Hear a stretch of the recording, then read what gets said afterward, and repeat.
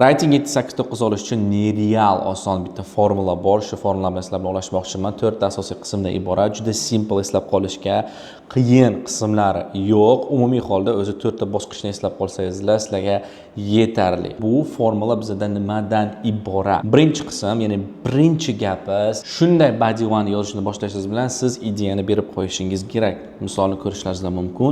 Smoking is bad. Endi bu ideyani berganingizdan keyin uni tushuntirib berish kerak. Sizni essayingizni o'qiydigan inson nima uchun degan savolni bermasligi uchun ikkinchi bosqich qo'ydi. Biz explain the idea qilamiz va ikkinchi gapda o'zimizni ideyamizni biz support qilamiz. Ya'ni misol smoking is bad dedik because it has a lot of unhealthy chemicals. Juda oson.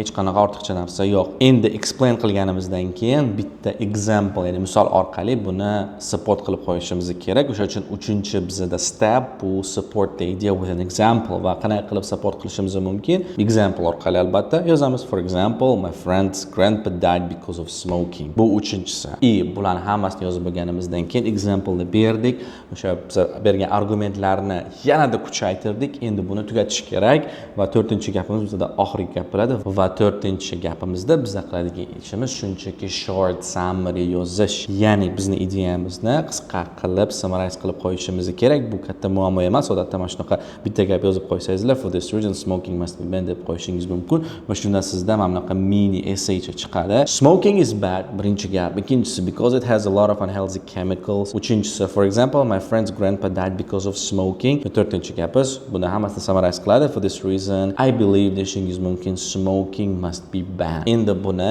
real 7-8-9lik essayda yozilish yo'lini ko'ramiz. Marhamat, o'zim sizlarga yozib chiqdim. Shu formula sizlarga kerak. Shu formula yodlab olsangizlar, nothing is a problem for you anymore. Hop, marhamat, advanced example. Shu formula bo'yicha bir один yozganman, ortiqcha hech narsa yo'q. Formulani ko'rib chiqamiz.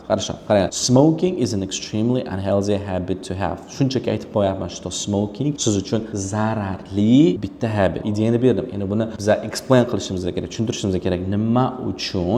Nima uchun smoking sizga zarar keltiradi? Shu savolga biz javob berib qo'yishimiz kerak. Va ikkinchi gapimda aytyapman. A simple explanation for this can be the fact that cigarettes contain a significant amount of cancer-causing chemicals. Easy peasy lemon squeezy. Keyingi gapga o'tamiz. Va keyingi gapda bizga kerakli narsa 3-qismda nima?